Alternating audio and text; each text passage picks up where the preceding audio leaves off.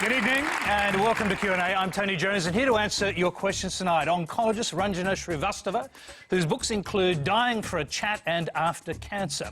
Astrophysicist and Carl Sagan's successor as presentation of the Cosmos series, science superstar Neil deGrasse Tyson.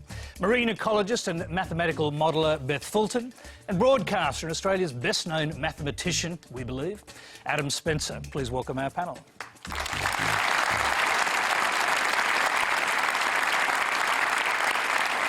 OK, well, naturally enough, we've been inundated tonight with big questions about science, maths and medicine. But first, the ongoing controversy over racism and the constant booing of AFL footballer Adam Goodes. And our first question comes from Michael Doyle. Thanks, Tony. I've been a West Coast Eagles supporter since I can remember. I think I was about 10 when I first watched on TV in Country WA, West Coast Eagles run onto the field. I live in Sydney now, and it's sweet when we beat the Swans, but I was devastated by the behaviour towards Adam Goodes, and I say that both as an Aboriginal and as a proud Australian. This behaviour's been going on for quite some time, and people carrying on in this way know that it's being characterised as racist. My question to the panel is, what impact is this having upon us as a nation? I'm going to start, oddly enough, with Neil Tyson here. Let's start with an outsider's drag me into your racist perspective. thing? Indeed. I got enough racist problems in the United States, you know? What do you make of the ones here? I can try to offer a cosmic perspective on it, if I may. Might be the best way of looking at it. All right, so I've thought about it. Upon landing, they handed me the Daily Telegraph, is that it? And there's front page, back page, mid-page stories on it. And I just started reading it, and I was... I'm sorry for you. Yeah, and I was just... and all I could think of... Well, I thought about 9 things, and if you allow me. And what we do in math is you separate the variables. And what's happening is all the variables are jumbled together and people are reacting. But if you separate the variables, it can be revealing. For example, he's celebrating his score at the end of a game, correct? I mean, during the game. And he does it in a way that's different from everyone else, gesturally. And to me, that's a form of a freedom of expression, a freedom of speech. If you don't like that, at some point you have to confess to yourself you're not a fan of freedom of speech. And so if you're going to do that, that's a different country from what I understand Australia claims to be. That's A. B, it was in another occasion, in response to this, a 13-year-old girl engages him with the comment. Well, first, the fact that she says that he reminds her of an ape or something. Now, okay, did she come up with that on her own? Or was it her friends? Likely it was her parents. If you're 13, you just don't say that unless you came from an environment where that's been said before. That's really weird. That's, in this, the 21st century, for people to be behaving that way, I'm highly disappointed, if I can say. Now, so, then she calls him an ape, and then I thought, why did she call him an ape? Because you know what she's done? She's selectively chosen things about apes that she thinks apply to him, and not other things that would apply to people who are white. For example, apes have hair all over their bodies. You have never seen a black person with hair all over their bodies. Black people are some of the least hairiest people in this world. And who are the hairiest? It's white people. They're the hairiest. With hair on the back, out of the neck. And so if you focused on hair, then you could call white people monkeys, right? It's all racist Can conduct. I just say quickly, as the only bald person on this panel, I am finding this conversation very hairless all of a sudden. I just want you to know that, Mel. I don't want to hog the thing, but I just got to get this. You asked me. I'm just trying to get it off my chest. I did. I wanted a cosmic perspective. Okay, so then he's paid millions of dollars. He's a professional athlete. Then I thought about him and I said, someone is commenting from the audience. Get over it, okay? If Jackie Robinson, because we've been through this in the United States, Jackie Robinson, breakthrough into Major League Baseball. That was 1947. Yes, it was 70 years ago, 80 years or whatever. And so people are booing him, and he rose above it. And what you can do is, rather than argue with the person booing at you, the next press conference you can say, this happens all the time, and I'm disappointed, and I expected more, but I'm professional, and I'll eat it. Let me go back to Michael, who asked the question. Michael, what do you think about that last part of that, the suggestion that perhaps he should rise above it? I think he has a tremendous opportunity to educate, particularly young people, around racism. And that's exactly what he attempted to do. And I don't understand why that attempt to educate somebody about what's harmful around racism is being so misrepresented in the Australian media at the moment. I'm just going to... So, yes, but You I have touched the another presenter. question, okay? Why does anyone think or reference him as a black footballer? He's a footballer, okay? Why, where does... When, why, and where does skin color matter in that sport?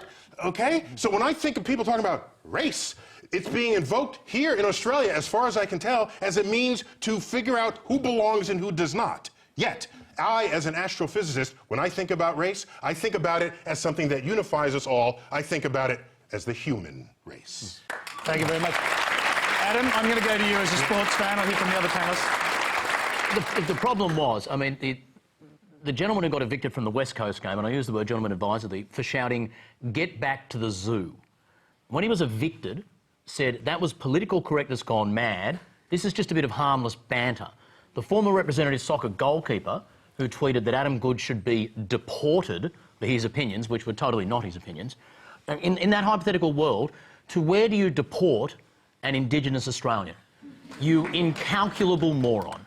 I can't imagine what it's like to walk around with a head as rattlingly hollow as that guy's, right? And the thing is, I don't believe every person who was booing was doing it racially motivated.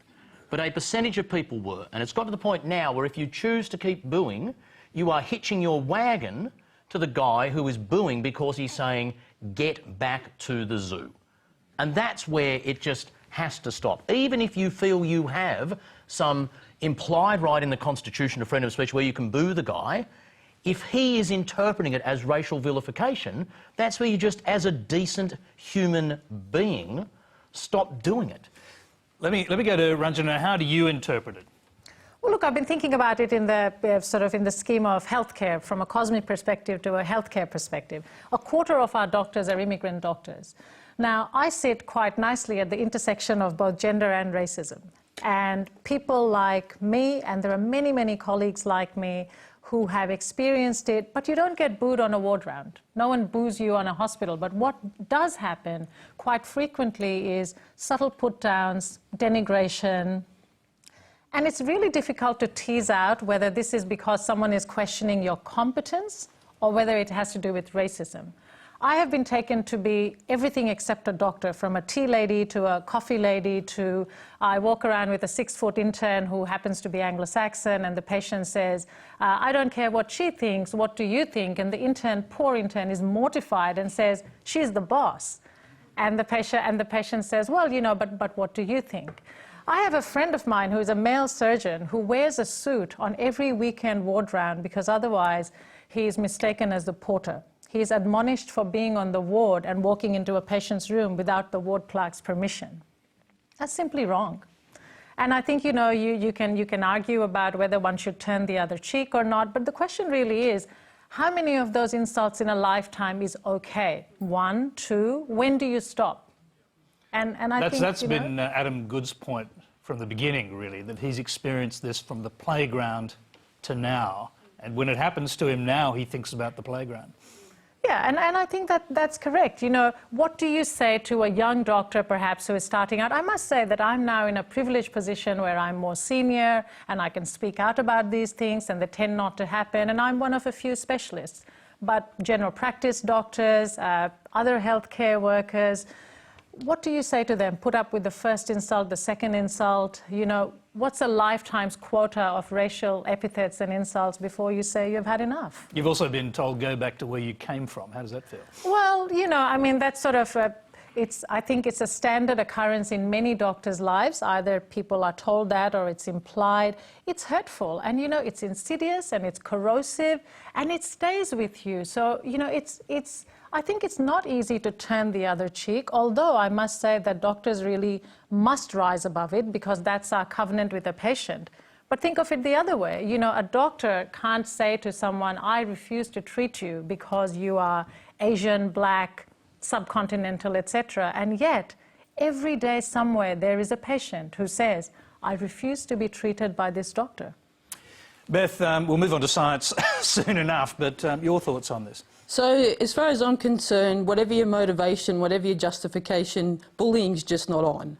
It's what we teach our kids, so we might as well live with it as adults as well. It's also self-defeating. We know from the way that ecosystems work, network theory, that diversity makes us stronger. So let's just get past it.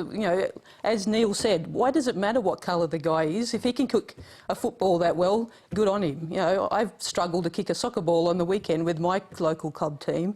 So anyone who can do it to that degree just needs to be, treasured for the skills he's got. Each of us needs to be treasured for the skills we got, and we shouldn't be going around booing regardless of what the cause is. A final point, Adam. Is it over? Yeah. Goods went back to training today. I don't know if he's going to play this weekend. On a positive note, I was there on the weekend, and I've been in big crowds before. I've been there when you win an AFL Grand Final and half the team are sort of orgasmic and the other half of the crowd are sort of defeated. I've been when Australia's qualified for a Soccer World Cup and almost aggressive celebrations. Never been in a group of 40,000 people on the weekend who were just being lovely. And there was just this, honestly, just this feeling of compassion and human decency. The Adelaide fans on the weekend were just awesome. The only tiny boo on the weekend was when the umpire got a decision wrong that should have been an Adelaide goal, and the Swans fans were going, it's a really bad decision, mate. I'm confident when they go It's okay to boo the umpire. Yeah. Oh, yeah, that's But I'm confident... That's required. I'm confident when we go to Geelong this weekend, if Adam does play, it will end. Geelong are a decent club, a really good club. Geelong had Polly Farmer, probably the greatest Aboriginal footballer of all time, played for them. The guy from the Swans who's been leading the whole negotiation with Geelong is Tom Harley, now with the Swans, a former Geelong champion. They are good people at Geelong. It will end this weekend, I'm confident. OK, let's move on. The next question is from Ivan de Volder. OK, so in 1962, President Kennedy, to inspire his nation, said to go to the moon, we choose to do the other things, not because they're easy, but because they're hard. Now, what would the panel like to see as humanity's next bold mission, and do they believe there's a leader who can help genuinely, what would you say, promote it to its success? Neil. OK. Humanity's next great mission.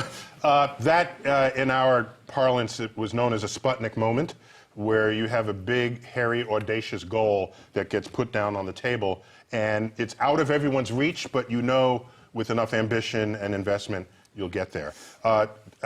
President Obama, a few years ago, spoke of another kind of Sputnik moment, and I was very disappointed because he said, using the phrase Sputnik moment, we need to have high-speed rail and internet for everyone. And I said, no, we should have that anyway, right? If you're going to say it's a Sputnik moment, think of something that's never happened before. How about complete energy independence, for example? How about colonies on Mars? How about the search? How about mining an asteroid for natural resources? How about that? There's more natural resources on asteroids than have ever been mined in the history of the Earth. So I would say we need to turn space into our backyard. That would be, for me, a big, hairy, audacious goal. Ranjana, is there such a goal in medicine? Well, President Nixon, of course, declared the war on cancer many years ago, and unfortunately the whole war as cancer and war metaphor doesn't work, as we know. Here is what my goal and my mission for healthcare would be. I think it's improving doctor-patient communication. And I think that's really the biggest challenge that modern medicine faces, because it's incredibly easy to be seduced by science and technology, but I'm afraid that what we're doing is leaving patients behind. And it doesn't matter how good the medicine is, what you need is to be able to navigate that, and for the patient to be able to navigate medicine, understand it, take some responsibility for their own health, and have doctors show us how. And also around drawing boundaries as to what's appropriate care in medicine and when to say no and when to stop. It's a huge ethical dilemma, it can be a moral dilemma, but I think, you know, the mission of medicine and healthcare really has to be to take our patients along in the discoveries that we are making. Beth Fulton, humanity's next great mission. So my vision of what that next great mission is a lot closer to home than Mars or the space, so that's a great one. It's actually getting everybody on the planet to live sustainably with zero emissions. So that's going to take a transformation of the way that we do things. So that's changing everybody's behaviour, not just a bit of technology, not just the way that we do things on land, but changing the behaviour for the 7 billion people that are here already and the 10 or so billion people we have by the end of the century. And that's, I think, a big, audacious goal that we've never tackled before, but it's going to need all of us to have a crack. You can see that when governments get behind science to achieve something big that they believe is necessary, and you can think of the Manhattan Project, no matter what you think of the outcome, as being one of those moments, splitting the atom. Why can't the goal that you're talking about be treated like a giant Manhattan Project? I think globally it is starting to be treated in that way. There was a conference just a month ago on the science that's the lead up to Paris. So the whole world has to get its emissions down by 50% in the next 40 years and completely gone by the end of the century. But it was Cameron Klein, the former head of ANZ Bank, said this week in Australia, there are dozens of business leaders who agree with you, who want that on renewable energy, but they are afraid of putting their head up because they'll get their head kicked in by the environment that currently exists at a federal level in this country if you push for renewable energy. He said even if you don't accept the science behind global warming or anything... You mean the political environment? Yes, yeah. Okay. You said environment, I was thinking environment. Sorry. Yeah, no, but he was saying, but he's saying even if you don't believe, even if the science doesn't impress you, and I can't see how it doesn't, just look at the weight of money, look at where it's going around the world, and he can't believe the environment in Australia where people are terrified from a business sense to stick up for renewable energy because of the environment that's been created. So are you, is that your great project Tony, for humanity or something else? Yep. The number pi. We currently only know it to 1 trillion decimal places, Tony. Imagine if a world leader stood up and said, we will know it to 1 quadrillion decimal places within my lifetime. Just imagine kids walking the streets of the world knowing that we have dedicated half of the world's computing power to calculating pi to 1 quadrillion decimal places, Tony. And that would help us how? Well, that's debatable. All right. Okay, can I add one other thing to this? Yeah. I should have said, I foresee the day where we have power over nature such that we can tap the energy expressed in Earth functioning as a planet and use it in the service of our needs and the needs of the survival of all life upon it. For example, a hurricane is building in the Atlantic, and it's ready to terrorize the coastline. We somehow dip in there, suck the cyclonic energy from the hurricane, drive the energy needs of the city that would have otherwise been leveled by that hurricane. That is a level of geoengineering that I would foresee to be in our future. Then we would know that we fully understand how Earth works. Now, I'll come back to you on the geoengineering thing. We will talk a little more about climate change later in the program, but here's a different question. It's from Renee Buckingham. This is a question for Neil. Russian billionaire Yuri Milner and Professor Stephen Hawking recently announced $100 million funding towards searching for signs of alien life. What do you think of the chances of this being successful, and do you think we will detect signs of intelligent life from another planet in our lifetime? I think the chances are near zero, but not zero. And if the results of a near zero likelihood experiment were not interesting, I would say we're wasting our money. But if the likelihood is near zero, to discover intelligence other than that on Earth, elsewhere in the universe, that would be the most profound discovery in the history of our species. So the very low likelihood, high return investment, you need to think about it in those terms, and I say we go for it. By the way, it presumes, that we are intelligent. Right? Well, if we discover another species and they're vastly more intelligent than we are, would they even count us among their ranks of intelligence? Neil, there's another question on this. I'm going to go to that so we can explore this idea. It's from John Lopez. My question is for Neil. If we made contact with intelligent extraterrestrial life, what would you say to them? Okay. So just just to clarify, we have not successfully shared meaningful thoughts with any other species of life on Earth, life with whom we have DNA in common. So to presume that some other species of life where will have no genetic identity in common at all, that somehow we can have a conversation with them and have witty repartee, I think is it may be our own hubris to presume so. But that aside, if we meet another, I would want to compare notes, scientific notes and math notes. I would say, what have you discovered? What have we discovered? And I want to compare the books. Because one of the really fascinating fundamental questions in mathematics is the mathematics that we've created, is it just the math? Is that the only mathematics and we've stumbled onto it?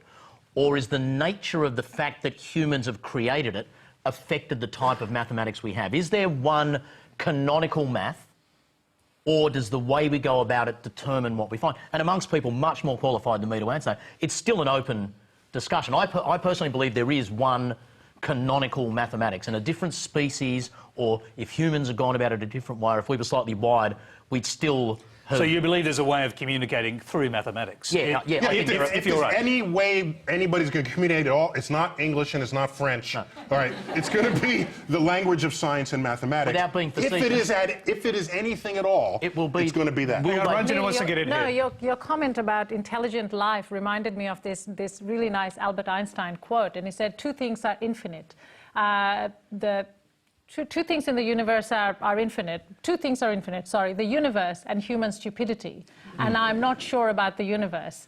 So I think, you know... Hey, Neil, Stephen Hawking actually warned against shouting out into the cosmos because it's possible whatever beings you shout out to could be as dangerous as human beings. That's his fear, actually. He wants to receive messages, but not actually to broadcast them. Yeah, so a couple of points on that. It's odd that there are people who want to send messages from Earth to aliens to tell them where we are and what our culture is like. We're basically broadcasting our home address. But we would not give our home address to another human being in the street where we have identical DNA, right? So it's a little odd that we would be so eager to share our home address with aliens. But I can tell you that Stephen Hawking's caution derives not from actual, not from knowledge of how aliens, he's suspecting he knows how aliens would behave towards us based on actual knowledge of how humans behave toward one another. That's right. And anytime you've had an advanced civilization encounter a less advanced civilization, it has never boded well for the less advanced civilization in any example of this in the history of exploration. And so if we are contacted by aliens, it means they know how to get here.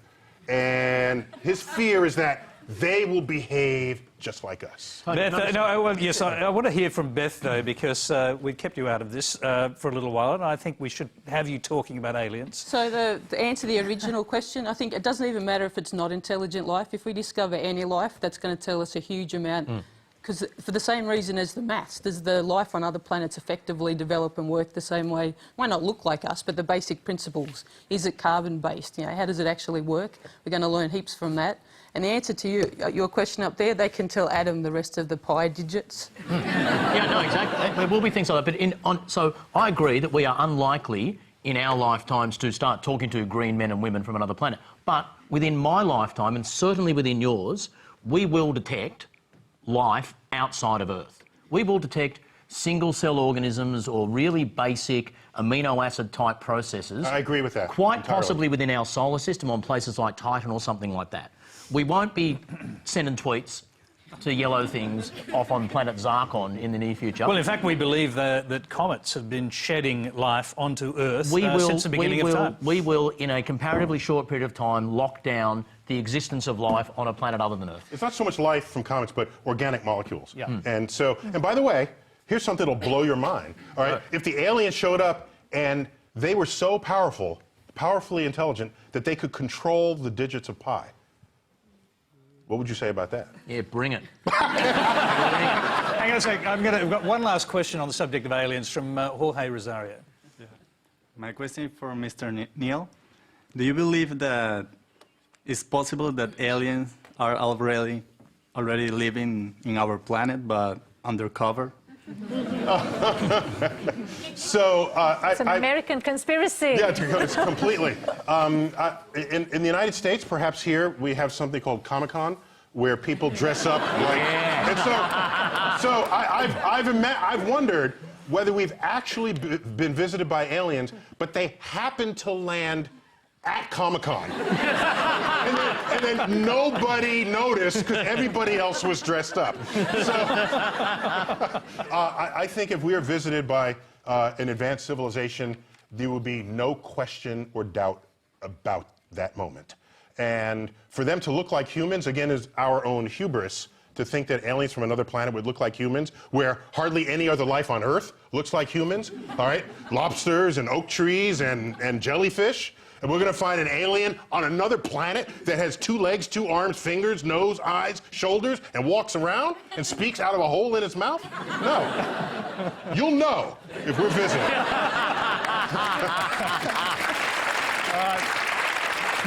Okay, let's change it up and let's change topics as well. This one is from Margaret Hudson. I have a question for Beth. Is human population density sustainable at current levels if sea life is majorly impacted by global warming? So it depends on how you live, basically. So if we all want to live like Australians or Americans, then no, the human population would need 7 planets, basically. And I'm working on that. The other but it is possible to have sustainable seafood going forward, even with ocean acidification. But we have to be adaptable about what we do and what we accept.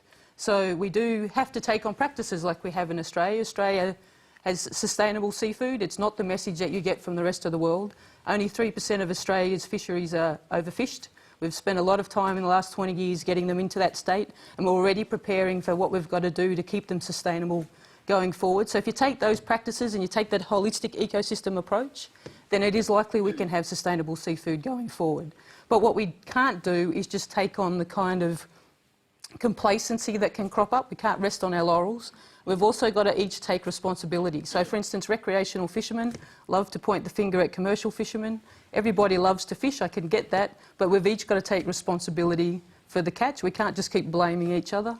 So that's a place where we've got to sort of shift our focus. Beth, can I just ask you about the other part of the equation with oceans, and that is the warming of the oceans? The 2014 State of the Climate report, we have scientists warning that there's already dangerous warming in the oceans and it may be irreversible. What do you say? So 93% of the heat that's happened on Earth with climate change is in the oceans. It's ocean warming. It's not really climate. You know, the Earth is an ocean, effectively, on that side of things. And in places like...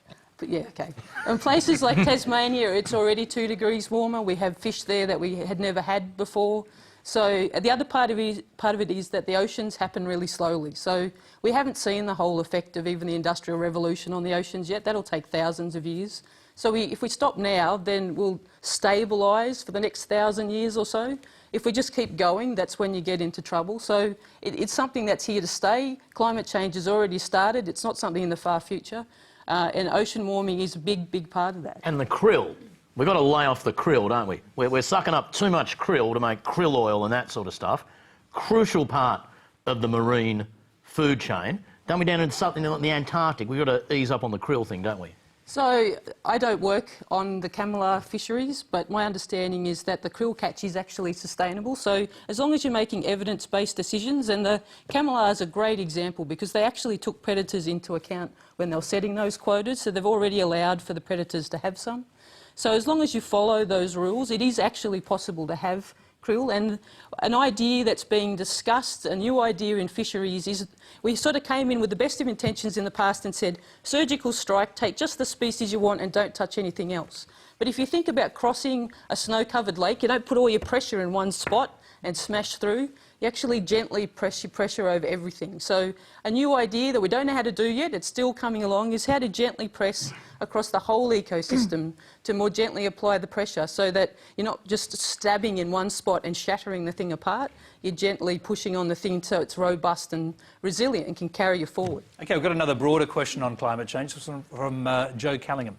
So my question relates to the idea that some scientific theories are becoming political partisan objects. For example, the type of political parties that support and deny the idea that climate change is caused by humanity can be easily split in left and right camps throughout the world in many different countries, Australia and America in particular. We should all want bipartisan support for firm scientific theories so we can prevent detrimental effects affecting particularly our environment. This was successfully achieved in the past with the Montreal Protocol when we combated the idea of the ozone layer, the hole in the ozone layer growing. So my question to the panel is, how do scientists prevent scientific ideas becoming politically partisan? Neil, we'll start with you.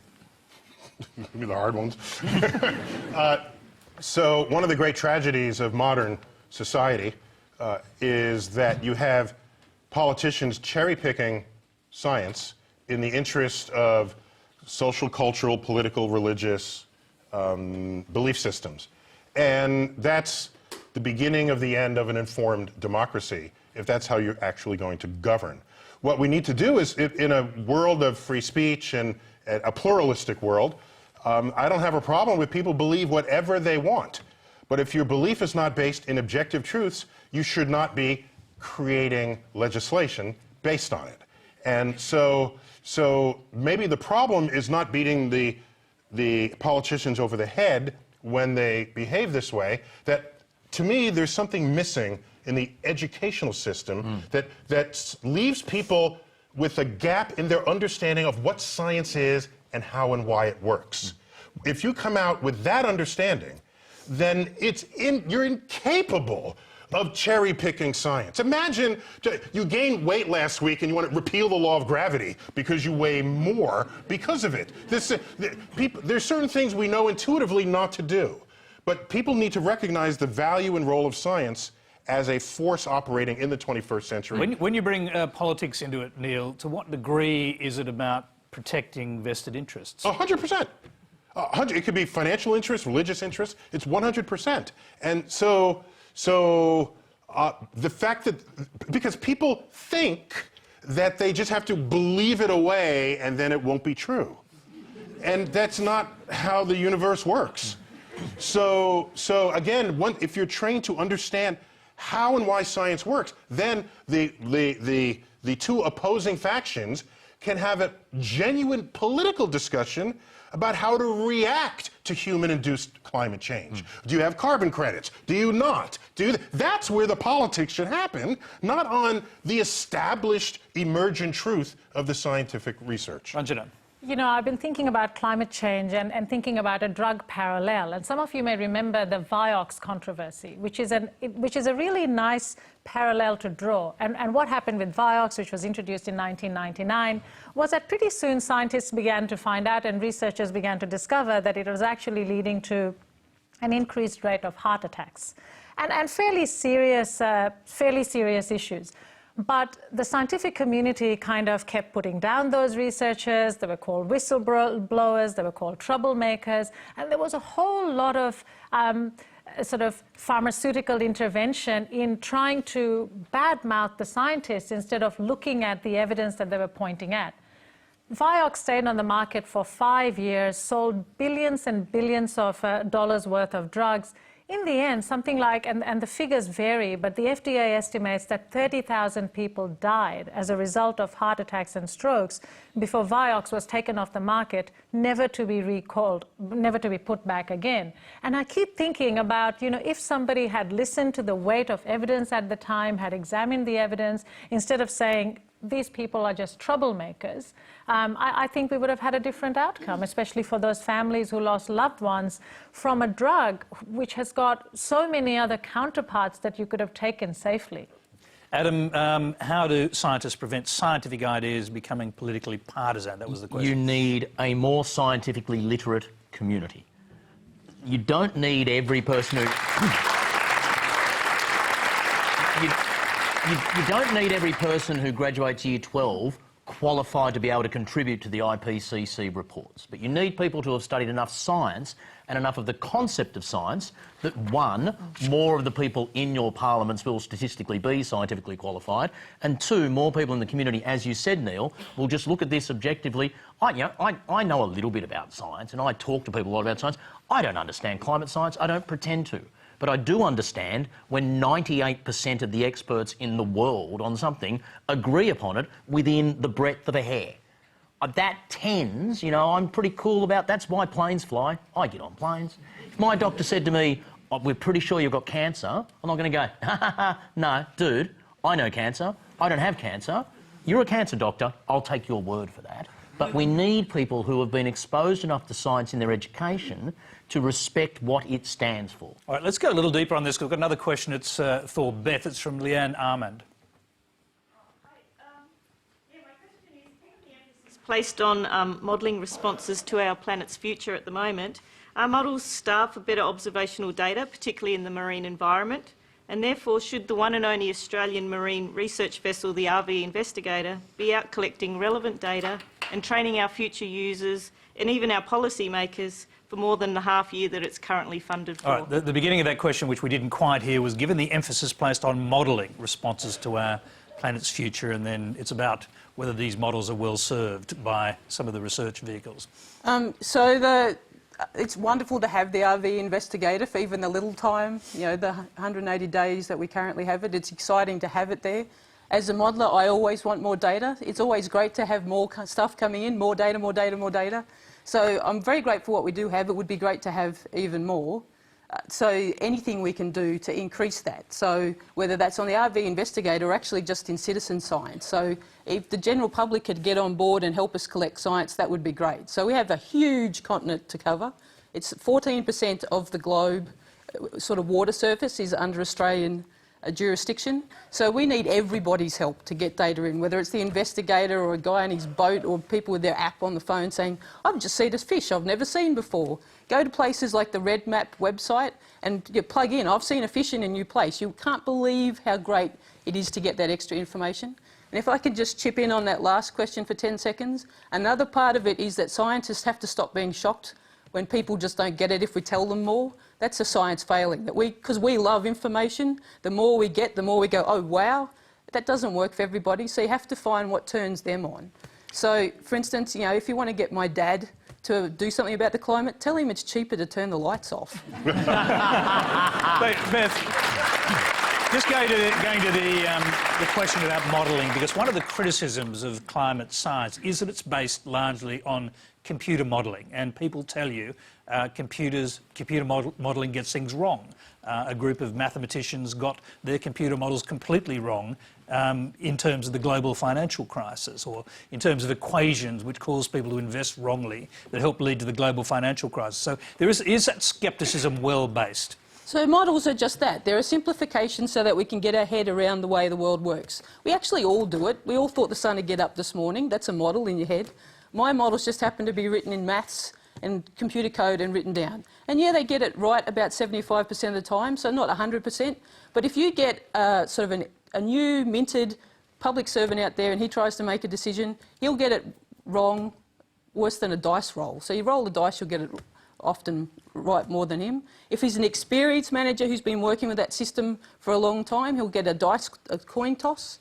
It was about the way that it goes. So we've been looking into this. You get a group of experts together on that particular system. It's about 2/3 of the time. It's still less than the model. And the reason is that because the world is really complex and we literally can't hold all that in our head. Chaotic. We didn't evolve for that kind of stuff. We evolved for short-term, am I about to get eaten kind of decisions, not for what's the world doing in 1,000 years kind of decisions. So you're saying you can't do climate science without models? Exactly. You know, you just have so much information to bring together that you can't do it without it. And also it gets it in the middle so people can talk about it. They all have the same talking point. They're not arguing over what they think you mean inside your head. But that's what excites mathematicians so much about this currently. We're now going into the era where information and data, it's just exploding and will be everything. Now, Roche, the pharmaceutical company, did an experiment a couple of years ago where they sucked the DNA out of 300 cancer tumours and sequenced it. That single experiment created more data than Roche as an entire organisation created in the century 1910 to 2010. The square kilometre array we're building now in Western Australia and South Africa, when it's up and running, will have daily data traffic equivalent to something like worldwide internet traffic. We're building another internet, and it's a single device. The data we're pulling in now then creates the need for people with great mathematical and statistical skills to be able to interpret that data. The future of cancer science is mathematics.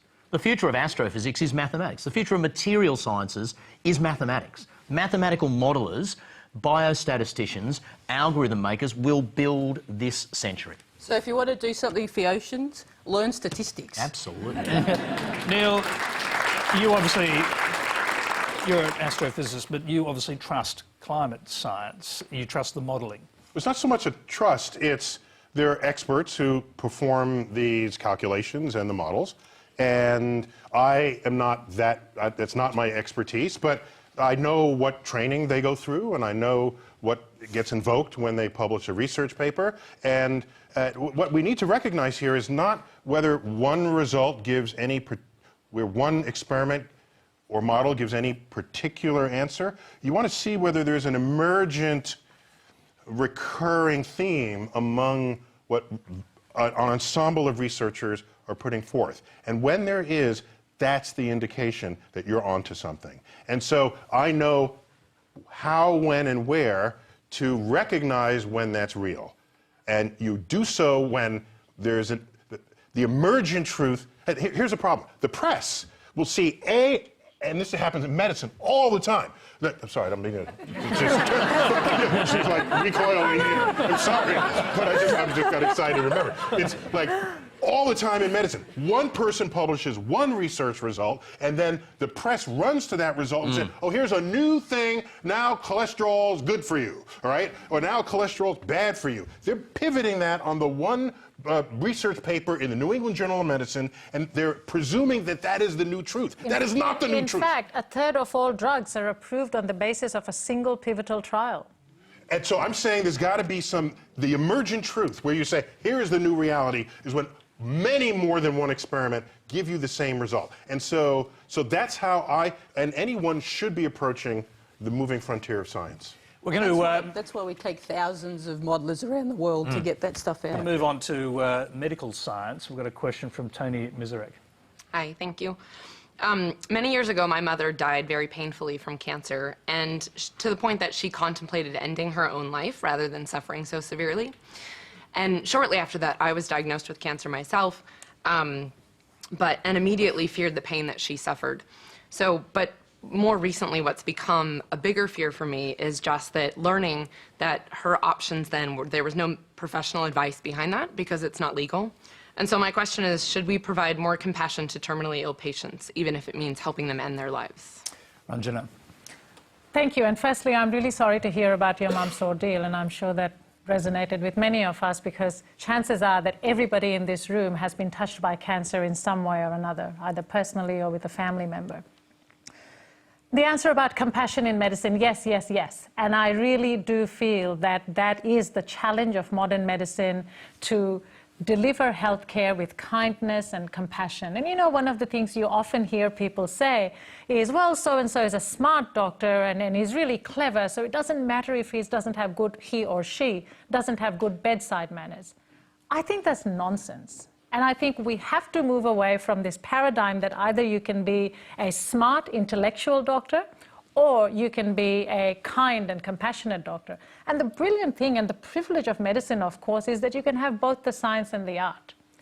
So I think that in terms of specifically answering your question about end-of-life care, I think, you know, and I deal with a lot of end-of-life care, much of it can be addressed with excellent palliative care, good access to medications, which we are incredibly lucky in this country to have, as opposed to many countries that simply don't have drugs like morphine. Should people fear pain in the same way that they did in the past when it comes to cancer? You hear now palliative care medicine with very powerful and effective forms of painkillers that seem to take the arguments of allowing people to die away a little bit, because most people want to die because they fear pain. Look, just this week I've done multiple rounds where I have reassured people that although we cannot cure their cancer and they're at the end of life, I really do believe that we can treat their pain and we can ease their suffering. Having said that, in my own career that now spans, a very young short 10 or 15 years, I must say that every now and then palliative care, even the best palliative care, does fail. But they're rare instances. They're really troubling. I think they're distressing not just to the patient and relatives, but also to doctors. And we scratch our heads about what we could do better. But for the majority of patients that I see, and I see a lot of patients who I end up losing, I think that good palliative care and investment in good palliative care makes a huge difference. But secondly, not just palliative care, investing in teaching every doctor how to communicate better. And one of the things I often think about is that palliative medicine will have its best success when it's not needed as much because all the other doctors know how to offer basic palliative care, basic end-of-life care, and be able to have these conversations about withdrawal of care, about supportive care, rather than leave it just to a select number of palliative care specialists. Ranjit, just a quick answer on this one. That you've written... Thank you. You've written about one of your scientific heroes, Oliver Sacks, and how he faced terminal illness. Just give us a quick sort of précis of how he took it in a different way. So Oliver Sacks, the man who mistook his wife for a hat, one of his famous books, he announced in a column back in February that he had been diagnosed with advanced cancer, with melanoma. And I think, we were all very saddened by it. He's a big medical hero. I think he has also reached out to many, many people in the world. About a week ago, he wrote a column about the fact that his melanoma had now advanced to the stage where he did not feel that any other therapies would be of help.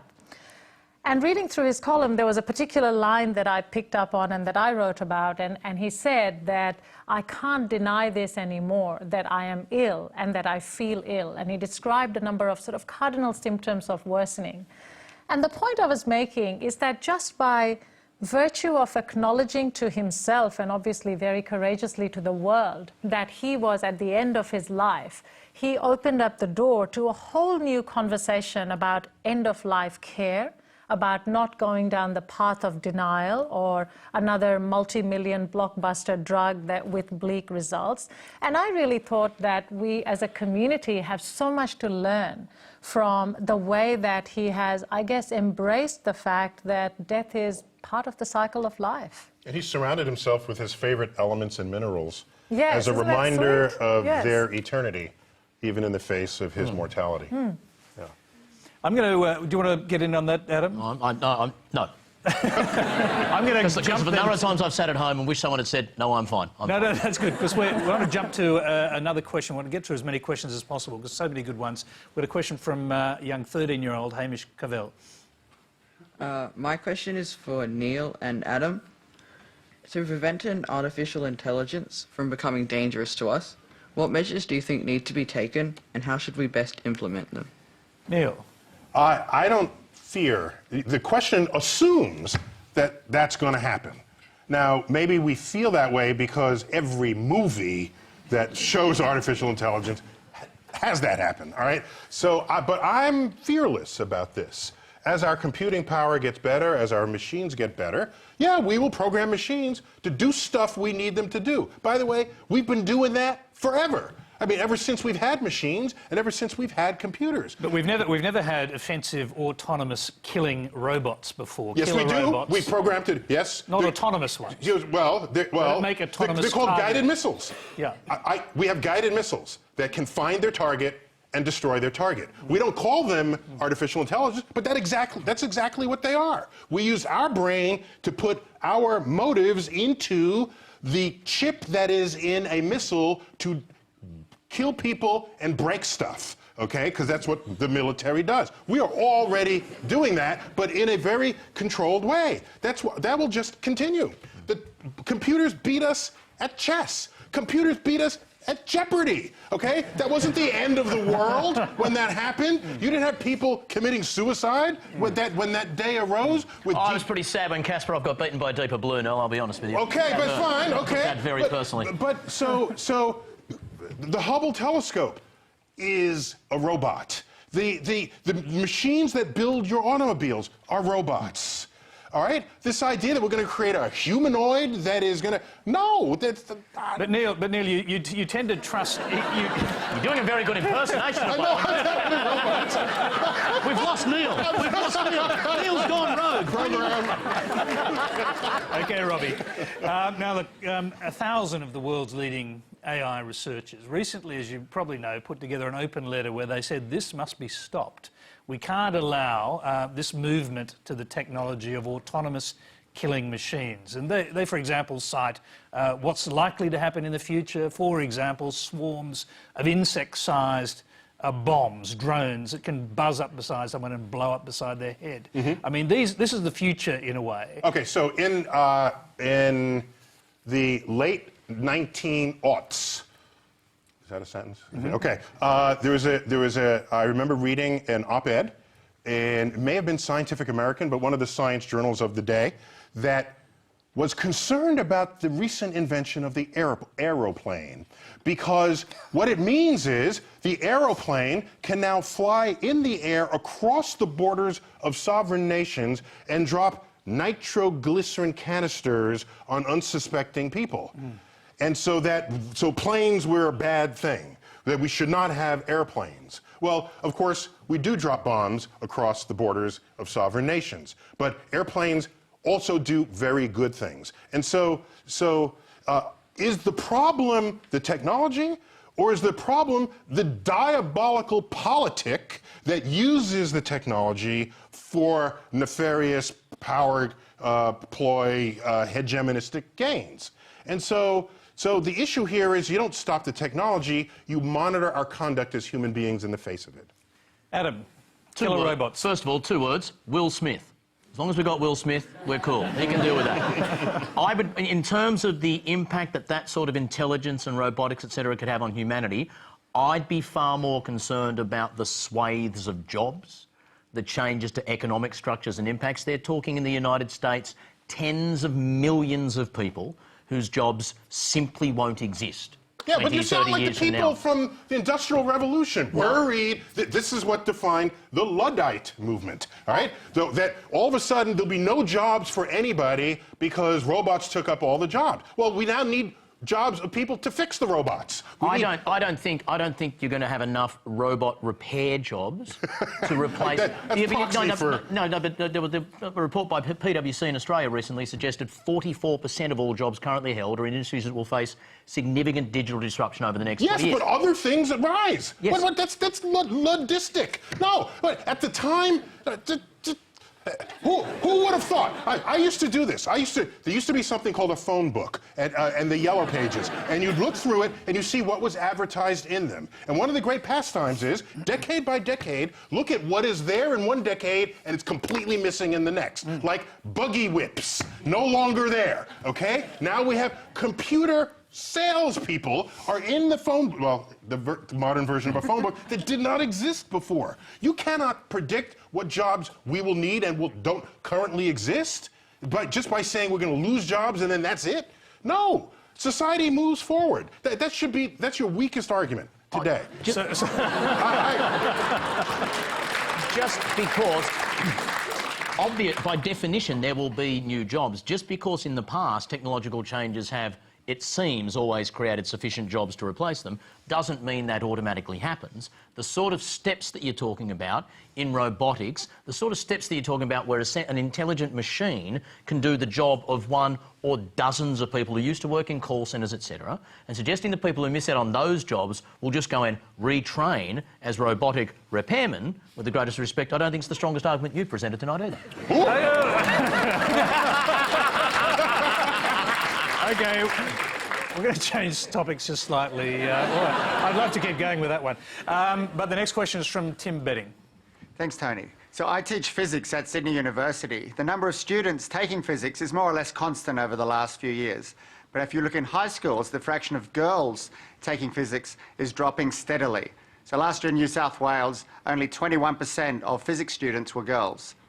So if we're to become a clever country, we need a large supply of graduates, both male and female, in physics and maths and engineering. So my question for the panel is, how can we encourage more girls to take these subjects? And let's start with our women panellists. Beth.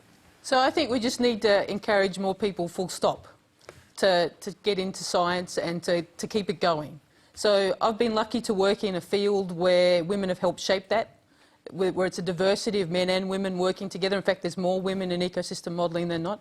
I've also had the privilege of having a partner who gave up his career to stay at home and look after the kids so that I could do that. And I know from his experience that it's anybody who steps to the side or loses interest. So thinking about my own kids and what they've done in school, if they don't get that spark, whether they're male or female, you know, finding that spark might be different for the two sexes, and we need to find what turns people on, but I think it's critical. A bit like the starting question about racism, I think we need to sort of forget that gender has nothing to do with science. We might have slightly different interests of where we head in the sciences, but sciences are like huge. You know, there's heaps of different kinds of sciences, so if you can't find... How do you account for the figures that we're hearing from here with such a low percentage of women studying physics? I think I didn't have a physics teacher at high school. We taught ourselves physics for the final year, basically. And what we did was we bounced off each other, and the joy of doing that... Tim's teaching at university. And the same in uni as well. I had 3 kids in my senior maths class, you know, the pure maths kind of guys. And the beauty of that was that you get to realise that there's no one textbook single way of doing maths and physics or any science. It's like an art. There's so many different ways of doing it. And having someone who's not a lover of science trying to teach science, which you've seen in schools, means that they feel constrained and they feel like they have to follow a recipe book. And so they don't have that joy to bring it across. And what we've got to do is get that joy back into the schools and the universities, and more people will hang around. Ranjana, this almost takes us back to where you started, actually. I'm the daughter of a physicist. My dad was probably very disappointed that aside from telling people that my dad was a physicist and I spent a lot of times touching liquid nitrogen in his lab, I didn't really inherit the physics gene. You know, something like English I intuitively got at school, because you have these 26 letters of the alphabet and you can write 50 Shades of Grey or you can write the Magna Carta. You know, I get that. With something like maths and physics, my basic problem at school was I could never quite figure out how rote learning the 13 times timetable, which my dad really wanted me to learn by heart, somehow translated into building bridges and flying aeroplanes. So I don't know whether the audience knows, but Neil has been voted as the sexiest astrophysicist in the world.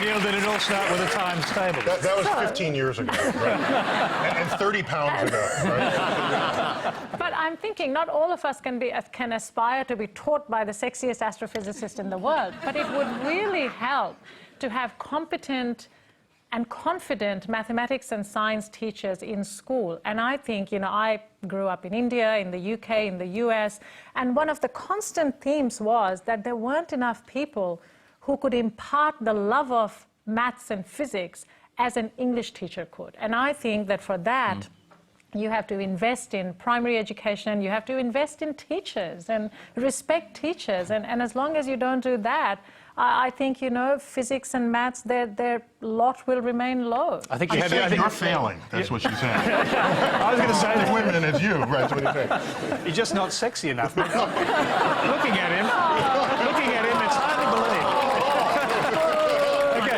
But it's also, messaging is really important. An analogy this morning, if you listen to the commercial radio news this morning, and they got to the sports section, the first story was rugby league, the second story was rugby league, the third story was a rugby league game that hadn't been played yet. Then there was some hypothesis about the Test cricket starting tonight. And the fifth story was that the Australian women's swimming team, 100 metres, won the World Championship, adding to the world record they currently hold and the Olympic gold. The only thing you can possibly infer from that is that men's sport is more important than women's. That is the horrible message that is giving. If that had been a group of guys who'd won that, it would have led the news, right? And it's swimming, not some bizarre sport, probably our nation's iconic sport. But the fact that it was women meant it comes later in the news bulletin. Messaging is so important in this sort of stuff. Women, at a young age, have to see really awesomely talented women leading mathematical, physical, computer coding lives and look at them and think, wow, I want to be her in 20 years. That has to happen. That messaging is so important because the subtle messages that are sent out, and the other message that is subtly sent out to talented girls at high school who are good at maths is, if you're good at maths and you're a girl, if you're good at maths and you're good at anything else, you should really probably do the anything else. If you're a boy and you're good at maths, stop discussion, off you go. It's not openly said, but it is the subtle message that really talented women get in crucial, formative, decision-making times in their high school career. And they just don't see role models and think, I want to be that person. In the United States, your American mathematical, the AMCs, the biggest maths competition in the States. If you look at the very best, it skews massively towards boys. And there's a small argument about Asperger's and all that, but exclude that. And a guy once analysed the top 100 boys, and where did they come from, and the top 100 girls. To get to the top 100 girls, you have to go a bit further down than the top 100 boys, but we're still talking awesomely talented mathematicians. The top 100 boys came from 70 different schools who sent 1 or 2 students each at that level. The top 100 girls came from 20 schools who sent 5, 6, 7 girls. Is it just some statistical fluke that all the good girls go on? No. Those schools are schools that have champions of mathematics. Those are schools that have a culture of mathematics and extension. They're schools where a girl in year 7 sees some girl in year 12 get a medal and go, fuck it, that's going to be me in 10 years. That's what it's about. It's that sort of messaging. It's that sort of role model and leadership thing that we need. OK, well said. And there's time for one last question. It comes from Susan Peaty. Panel, as a primary school teacher, I see the influence that the work that David Attenborough, Stephen Hawking and yourself, Neil, have had on the young minds in my classroom. You have brought the extraordinary of the world and the universe to a level of understanding that 11 and 12-year-olds relish. But it also demands of them to ask the 2 most important questions, why and why not. In their minds, they're going to take the first steps on Mars and they're going to colonise the moon. Where do you think we will be in the next 100 years? Neil. Wow, great final question, that is.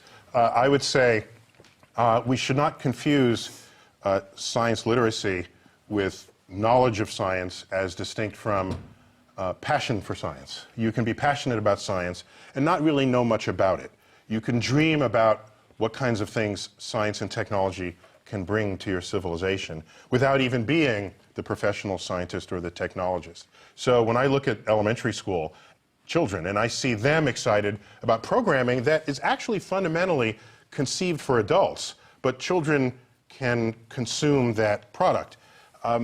I see their eyes open and I see them dream in the way that I know I dreamed when I was a child, where anything was possible, and the problems that society faced did not really have political solutions, they had scientific solutions and technological solutions. And in this, the 21st century, without creative investments in science and technology, we're not going to have a 21st century, and that next generation are the ones that are going to lead it.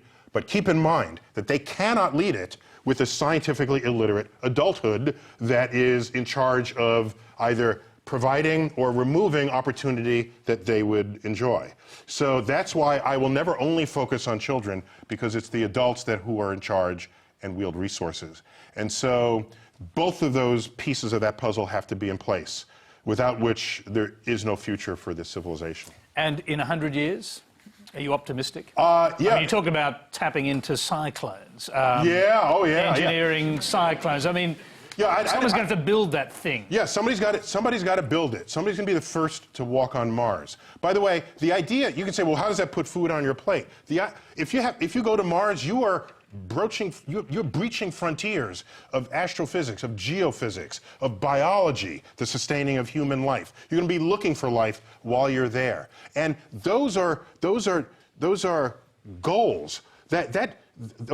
Those are forces that operate on the ambitions of a nation.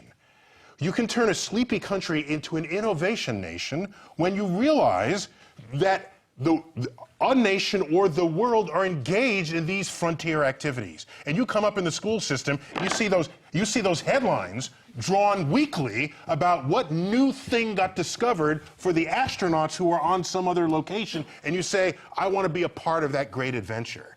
And then you don't need special programs to get people interested in science, because the very news headlines are the ones doing that for you. So in 100 years, like I said, all wars over limited resources are over, because we have access to the unlimited resources of our backyard, and that new backyard is our solar system.